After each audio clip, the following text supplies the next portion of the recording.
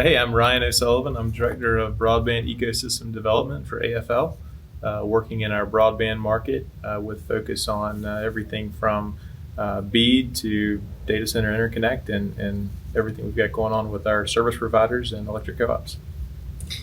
Hi, I'm Noah Taylor, and I'm an application engineer for AFL. I've been with the company for several years, focused on our rural fiber to the home market.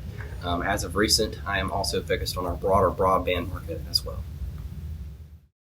AFL was founded back in 1984 as a joint venture between Alcoa, which was the aluminum company of America, and Fujikura.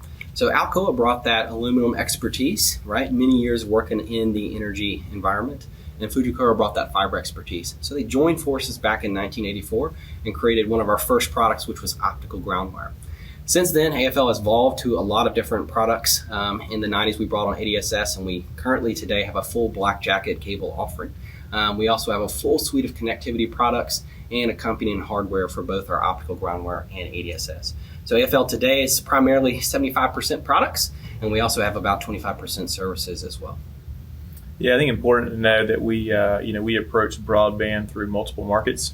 Coming up with, as Noah said, in the energy space, certainly we have a suite of products that fits the energy space, electric co-ops, IOUs, but also participate and have for a long time with traditional service providers, municipalities. So for us, broadband is not specific to one vertical, it's multiple verticals.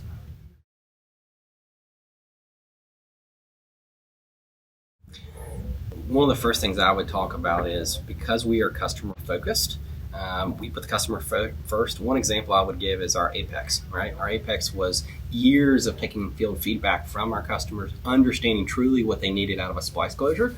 And when we bring this into their rural environment, the speed at which you can deploy really helps drive down labor cost, right? You can deploy an Apex about half the cost, or half the time rather, than a traditional splice closure. And so these types of savings really allow the rural environment to deploy much more fiber than they could have before, and that's impacting all the communities with which we live and work. And I think having an engineered solution too that fits different types of deployments, whether it's underground, whether it's in the comm space, whether it's in the power space. So wherever that is, we've got cable and connectivity engineered for those various solutions. I think there's a few ways. One is kind of the breadth of product. We're the only manufacturer out there that has cable connectivity and equipment. So equipment being fusion splicers, test and inspection to go with the cable, with the connectivity. Another is the breadth of the markets, having a historic strength in the energy space, but also working in verticals with service providers, whether that be tier ones and MSOs, tier twos, telephone cooperatives. And then as you get into the city ofs, the enterprise market, even into the hyperscale space. So it's a combination of the breadth of markets we serve, as well as the breadth of product and the type of products we have. Probably like a lot of companies, we spent a lot of time several years ago ramping up for BEAD. How do you get BABA compliant or BEAD waiver compliant? So there's the supply chain side of it. And then kind of, understanding where BEAD's going to go from a funding standpoint with customer bases. Is it going to go, larger customers? Is it going to go, smaller, more rural customers? How is all that going to go?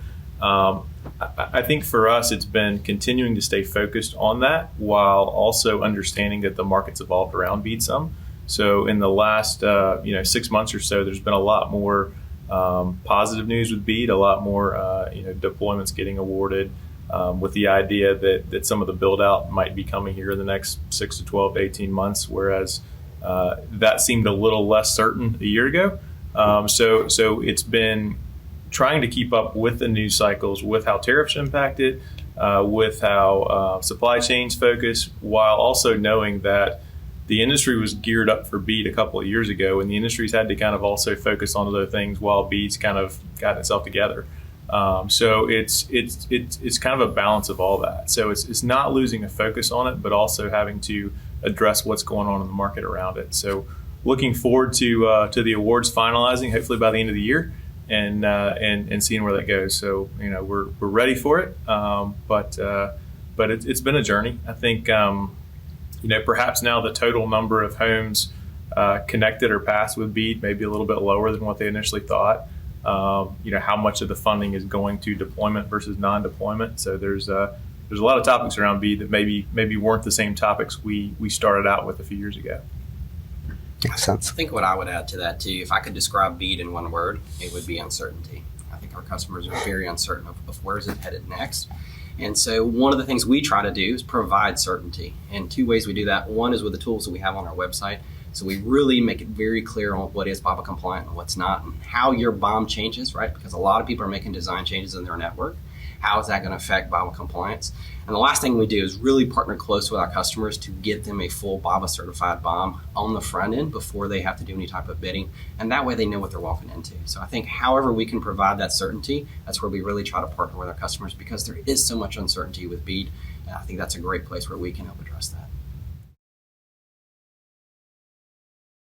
Yeah, it's the elephant in the room. Obviously, when you talk about what's changed over the last couple of years, the data center AI boom has really kind of jumped front and center, and that's maybe not completely to the to the hindrance of BEAD, but it's as you say, it's created a little bit of a situation to where you have to prepare for scarcity. Mm-hmm. So I think a lot of it for AFL is communicating with our customers, communicating with projects that we know are coming up, with partners that we've worked with, that we sell, as we mentioned earlier, differentiating our differentiated suite of products, working with those customers to make sure that we understand their forecasts, understand their needs, understand what they need to be, Buy America compliant, BEAD compliant, versus maybe in the AI space is not quite as important. So how we take care of our supply chain and make sure we've got that differentiated for the type of customer we need. But yeah, it's the amount of fiber going into the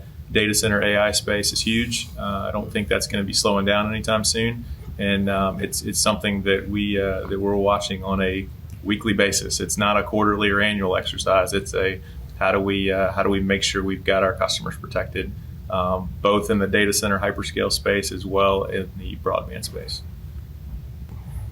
I think what I would add to that as well, I think Ryan covered it. I think scarcity is the main concern with AI. It's sucking up so much fiber and honestly a lot of the connectivity products that go into that as well. So when we think about it from a broadband perspective, how do we help our customers in their design, whether it's architecture or how they're putting the parts and pieces of the products together, be most efficient, right? I think a world a couple of years ago, we could have some extra supply there, but today that's not the case. So how do we be most efficient with how we're utilizing our products and parts and pieces together? Yeah, I think partnerships for one. We look for, are there opportunities to partner with integrators, with people who are designing projects on the front end, especially as it relates to a broadband or rural broadband project. When you can get in there, understand the design aspect, understand potentially who the construction partners are, as well as who the end user is going to be. That whole ecosystem is something that's important. We've had some partnerships over the years to where we've been able to work with the same group of distributors and the same group of integrator across multiple projects, and typically that makes projects go a little smoother because there's some familiarity. So that's something that when you're dealing with supply chain constraints, when you're dealing with things like that, if you've got partners that you're working with across multiple projects, that allows you to kind of leverage some of that. But there's that typically you see that being really important with some of the more rural builds. I think with our tier 1 and MSO partners, some of the larger tier 2s, they've got a lot of that in house, so it's a little bit of a different a different deal in terms of partnership. There the partnership is directly with them to try to kind of make sure we're developing the products they need. We're addressing their needs from a supply chain standpoint and keeping them moving.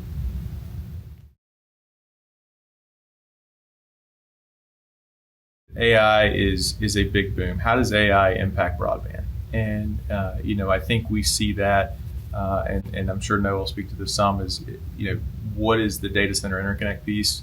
Who owns that piece? Is it the hyperscaler themselves?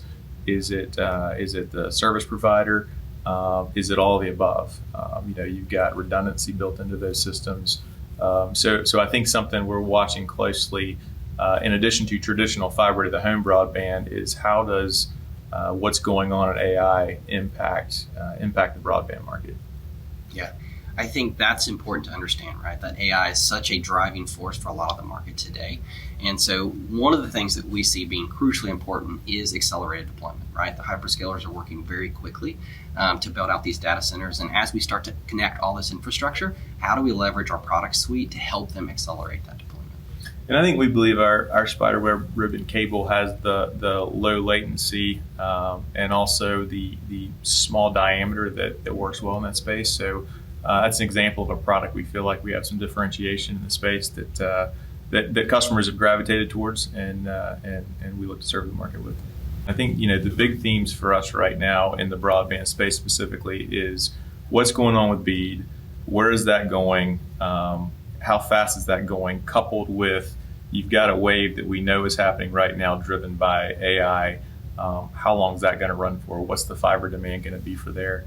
I think maybe the other piece is with both of those kind of as the backdrop is rural fiber to the home is built out, is we've seen a little bit of a shift in how much of that's going to be fiber versus either fixed wireless or LEO satellite, and some of that is potentially going to be driven by what goes on with supply chain, right? So that's something I think that we're adapting to, watching to just understand. Do service providers take a little bit of a different approach to their build outs, or are they able to continue forward with fiber like a lot of them would prefer to do? And that's something we're watching closely. And I think too, trying to understand what problem our customers are trying to solve really helps us from a product standpoint, right? I think sometimes they get down a path with a certain design. I think if we go back to first principles thinking of how are you trying to reach this customer, is there some other products in our toolkit that we could help you with? In a lot of cases there are. And so I think not just with that rigid thinking traditional that we're used to of whether it's centralized, split, or distributed, what are some other tools that we have in the toolkit that can help you reach your customers in a supply constrained world that we're in today?